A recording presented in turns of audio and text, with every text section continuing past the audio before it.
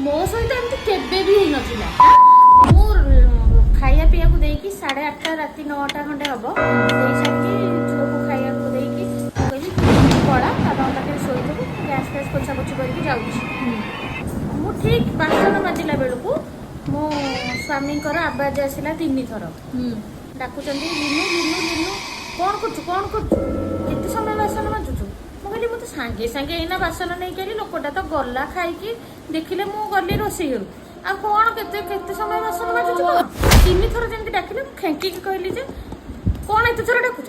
ମୁଁ ସେଠୁ ବାସନ ମାଜି ଦେଇକି ରୁମ୍କୁ ଗଲି, ପଚାରିଲି ତାଙ୍କୁ କାହିଁକି କ'ଣ ପାଇଁ ମୋତେ ଡାକୁଥିଲ? ସିଏ ମୋତେ ସକିଙ୍ଗ ହେଇକି କହୁଛନ୍ତି ଯେ ମୁଁ ତତେ କେତେବେଳେ ଡାକିଲି? ମୁଁ ତ ତତେ ଡାକିନି। ମୁଁ କହିଲି ମୋତେ 3 ଥର ଡାକିଲା ଭଳିଆ ଆବାଜ ହେଲା। ତମେ ତାଙ୍କୁ କହିଲ? ମୁଁ ତାପରେ ସେ ମୋତେ କହୁଛନ୍ତି ମୁଁ ତତେ ଡାକି ନାହିଁ। ମୁଁ ସକିଙ୍ଗ ହେଇଗଲି, ମୋତେ 3 ଥର ଡାକିଛନ୍ତି, ମୁଁ ଶୁଣିଛି, ମୋତେ ବଡ଼ ପାଟିରେ ବି ଡାକିଛନ୍ତି।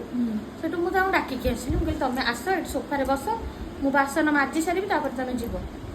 ଆଜି ରିସେଣ୍ଟଲି ଘଟଣା ଘଟିଛି, ମୋ ପୁତୁରାର ଆଜି ବାର୍ଥଡେ ଥିଲା। ମୁଁ ସେଠୁ 2 ଆସି 2:30 ହେଲାଣି, ମୁଁ ତାଙ୍କୁ ରୁମ୍ରୁ ଖାଇବାକୁ ଦେଇକି ସେ ଶୋଇଛନ୍ତି। ମୁଁ ପଦାକୁ ବାହାରିଲା ବେଳକୁ ମୋତେ ମୋ ସାନ ଯା ଆସିକି ଡାକିଲା କି ଅପା ଆସୁନ ଖାଇବା, ଭୋକ ହେଲାଣି। ତମକୁ ଲାଗିଛି ଯେ ମୁଁ ଡାକିଲି ବୋଲି? ମୋତେ ଲାଗିଲା ମୋ ସାନ ଯା ଆସିଛି ଉପରକୁ, ମୋତେ ଡାକିଲା, କିନ୍ତୁ ମୁଁ ତାପରେ କହିଲି ହଁ ଚାଲେ ମୁଁ ଯାଉଛି।